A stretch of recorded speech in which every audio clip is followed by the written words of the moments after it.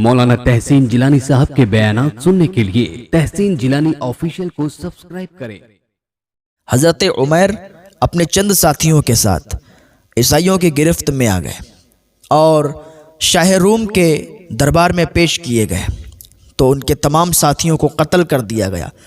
हज़रत उमर की बारी आई तो एक पादरी आगे बढ़ा और शाह रूम के हाथ चूमने लगा, पैर चूमने लगा, कहने लगा, हुजूर आप मुझे इजाज़त दें तो मैं इसको अपने घर ले जाऊं और मैं इसको अपने दीन में शामिल करूंगा, आप मुझे इजाज़त दें। तो शाह रूम ने इजाज़त दे दी कि ले जाइए। वो अपने घर ले गया पादरी।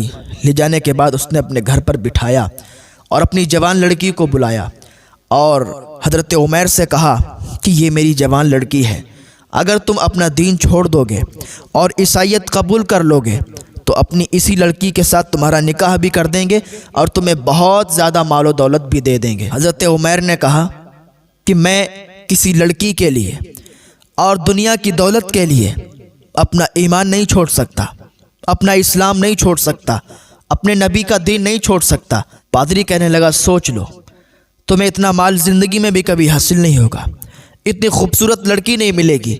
हज़रत उमर ने कहा, सब कुर्बान करता हूँ, न लड़की चाहिए न मालो दौलत चाहिए, बस मुझे मेरे नबी का दीन चाहिए और मैं अपने नबी के दीन से हटूंगा नहीं पीछे। पादरी ने कहा, सोच लो, अगर तुम ये कबूल नहीं करते तो तुम्हें कत्ल कर दिया जाएगा। हज़रत उमर ने कहा, कोई गम नहीं, खुशी से कत्ल हो जाऊँगा, खुशी से इस दुनिया से चला जाऊँगा, लेकिन किसी लड़की और दौलत की खातिर अपना ईमान नहीं बेचूंगा, अपने ईमान का सौदा नहीं करूंगा। एक रात पादरी की लड़की ने हज़रत उमर को एक बाग में बुलाया और कहने लगी, मुझे ये बताओ, क्या तुम मुझे पसंद करते हो? हज़रत उमर ने कहा, नहीं, हम तुम्हें पसंद नहीं करते। कहा, तुम मुझसे निकाह करना चाहते हो? हज़रत उमर ने कहा, नहीं, हम तुमसे निकाह करना नहीं चाहते, हम अपने इस्लाम को छोड़ना नहीं चाहते। तो पादरी की लड़की कहने लगी, ठीक है, तो मैं तुम्हें आज़ाद करती हूँ, रात के वक्त आप यहाँ से निकल जाओ। और बताया कि फुला फुला रास्ते से तुम चले जाओ, तुम्हारी मंजिल तुम्हें मिल जाएगी, 3 रातें चलना और छुपते छुपते जाना और तुम यहाँ से निकल जाना, अपने वतन पहुँच जाओगे। हज़रत उमर ने कहा, ठीक है, और वो लड़की ने वहाँ आज़ाद कर दिया। चुपके से अपने बाप को बग़ैर बताए हज़रत उमर जा रहे थे। 3 रोज़ हज़रत उमर ने सफ़र जारी रखा और चौथे रोज़ आपने देखा कि उनकी तरफ कुछ घोड़े आ रहे हैं। जब वो घोड़े करीब आ गए तो हज़रत उमर ने देखा ये उनके वही साथी थे जो भी कत्ल कर दिए गए थे। हज़रत उमर ने जब उन्हें देखा तो उनसे कहा, क्या तुम्हें कत्ल नहीं किया गया?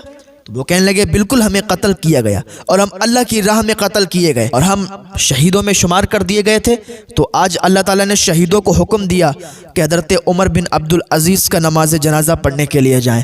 हम लोग हज़रत उमर बिन अब्दुल अज़ीज़ का नमाज जनाजा पढ़ने के लिए जा रहे हैं। फिर एक सवार ने हज़रत उमर का हाथ पकड़ा और अपने घोड़े पर बिठा लिया और पल भर में उन्हें उनकी मंजिल पर पहुँचा दिया। तो ऐसे होते हैं अल्लाह वाले, ऐसे होते हैं मर्द मुजाहिद कि किसी लड़की के लिए अपने ईमान का सौदा नहीं करते हैं, दौलत के लिए अपने ईमान का सौदा नहीं करते हैं, अपना ईमान नहीं छोड़ते हैं।